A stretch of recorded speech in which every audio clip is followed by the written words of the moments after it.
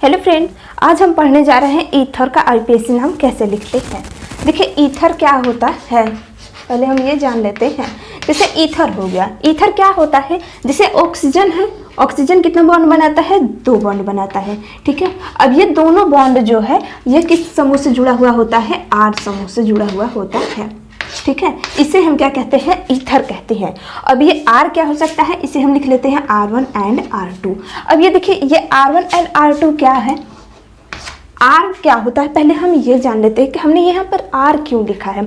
जैसे carbon carbon की श्रृंखला होती है इस तरह से, इसी को हम क्या कहते हैं, केवल 3 नहीं, 1 भी हो सकता है, 2 भी हो सकता है, 3 भी हो सकता है, तो इन सब को हम क्या लिख देते हैं, R। राइट, तो वही हमने यहाँ पे लिखा हुआ है R1 एंड R2 दोनों किससे जुड़ा हुआ है, ऑक्सीजन से, तो इसी को हमने क्या लिख दिया है, R। ये चीज़ आपको समझ में आ जाना चाहिए। ठीक है, अब हम आपको बताने जा रहे हैं कि इसका हम आईपीएसी में नाम कैसे लिखते हैं। इसमें से याद रखिएगा जो छोटा चैन होगा, ठीक है, स्मॉलर जो होगा, ठीक है, इस तरह से याद रखिएगा, स्मॉलर जो चैन होगा मतलब कार्बन की श्रृंखला का जो सबसे जिसमें कम कार्बन होगा उससे हम क्या लिखेंगे, एल्क ऑक्सी। Elk oxy. अब ये एल्क क्या होता है, एल्क का मतलब क्या हुआ, कार्बन की श्रृंखला। कार्बन मतलब जैसे 2 कार्बन है तो हम क्या लिखेंगे, 2 कार्बन को हम क्या कहते हैं, इथ कहेंगे, तो हम क्या लिख देंगे, इथॉक्सी। 3 कार्बन है तो क्या लिखेंगे, प्रोपॉक्सी। तो एल्क का मतलब क्या हुआ, कार्बन के चैन का नाम। ठीक है, अब और उसमें क्या आएगा, एक लॉन्ग, ठीक है, लॉन्गेस्ट कार्बन होगा। ठीक है, तो उसके लिए हम क्या लिखेंगे, एल्क एन लिखते हैं, एल्क एन।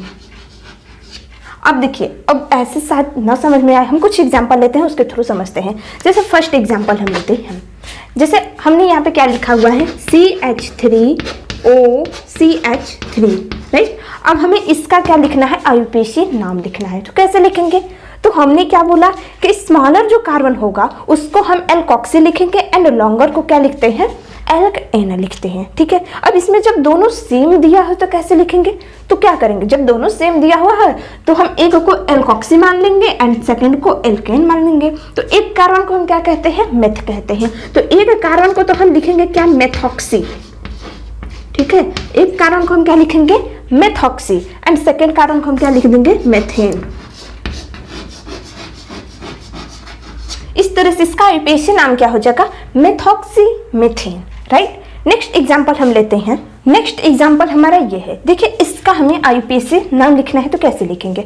अब तो इसमें आ गया ना, यहाँ पर देखिए 2 कार्बन है, 2 कार्बन मतलब लॉन्ग में कार्बन आ गया एंड 1 कार्बन है, 1 कार्बन एंड 2 कार्बन यहाँ पर है। तो देखिए जो छोटा है कार्बन, कार्बन क्या यहाँ पर केवल 1 ही है, यहाँ पर 2 कार्बन है, तो छोटे वाले को हम क्या लिखेंगे, एल्कॉक्सी। मतलब 1 कार्बन है तो 1 कार्बन को हम क्या लिखेंगे, मेथॉक्सी। ठीक है, एक कार्बन को हम क्या लिखेंगे, मेथॉक्सी एंड यहाँ पर क्या दिया हुआ है, 2 कार्बन, 2 कार्बन को हम क्या लिखते हैं, इथ एंड क्या लिख देंगे, इसमें एन लगा देंगे, तो क्या हो जाएगा इसका आईपीएसी नाम, इथेन। मतलब क्या हो जाएगा, मेथॉक्सी मेथेन, इसका आईपीएसी नाम हो जाएगा। ठीक है, नेक्स्ट एग्जांपल अब हम ले लेते हैं। नेक्स्ट एग्जाम्पल हमारा ये है, देखिए इसका भी नाम आप बहुत आसानी से लिख लेंगे। ट्राई कीजिए, एक बार वीडियो पॉज करके देखिए आप इस तरह क्वेश्चन सॉल्व कर पा रहे हैं कि नहीं। हो गया, ठीक है, अब देखते हैं। देखिए यहाँ पर कितने कार्बन दिए हुए हैं, 2 कार्बन इधर है, 2 कार्बन इधर है। जब दोनों तरफ सेम दिया हो तो क्या लिखेंगे, अब 2 कार्बन है, 2 कार्बन को हम क्या कहते हैं, इथ। ठीक है, इथ हो गया। अब यहाँ पर इथर है, ये क्या ग्रुप है, इथर का है, तो हम क्या लिखेंगे, एक को इथॉक्सी मानेंगे।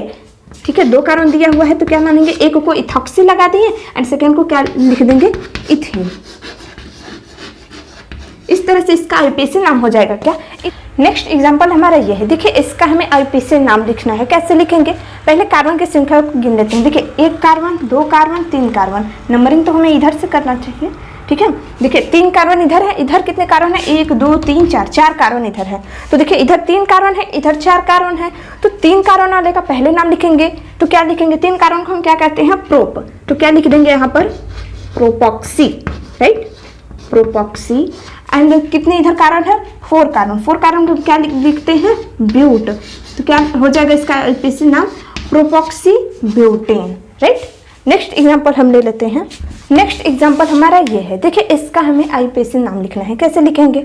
बहुत ही इजी है, इस तरह से ईथर ग्रुप का आईपीएसी नाम लिखना। देखिए ये हम आपको क्या बता रहे हैं, आईपीएसी नाम कैसे लिखते हैं और इसका कॉमन नेम कैसे लिखते हैं, ये हम आपको अभी सब भी बताएंगे।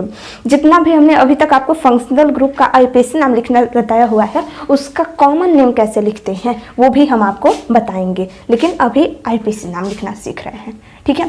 तो देखिए इसका कैसे हम आईपीएसी नाम लिखेंगे, 2 कार्बन है और इधर कितने हैं, 4 कार्बन है, तो जो छोटा होगा उसका नाम पहले लिखेंगे। तो मतलब इसका क्या हो जाएगा, 2 कार्बन को हम क्या कहते हैं, इथ कहेंगे। तो इस तरह से इसका नाम क्या हो जाएगा, इथॉक्सी। एंड इधर कितने कार्बन दिए हुए हैं, 4 कार्बन को हम क्या लिखते हैं, ब्यूट एन, ठीक है। तो इस तरह से इसका आईपीएसी नाम क्या हो जाएगा, इथॉक्सी ब्यूटेन, जो कि बहुत ही इजी है इसका आईपीएसी नाम लिखना। कुछ क्वेश्चन हम आपको होमवर्क दे रहे हैं जिसे आप सॉल्व कीजिएगा। देखिए आप उस तरह के क्वेश्चन को सॉल्व कर पा रहे हैं या नहीं।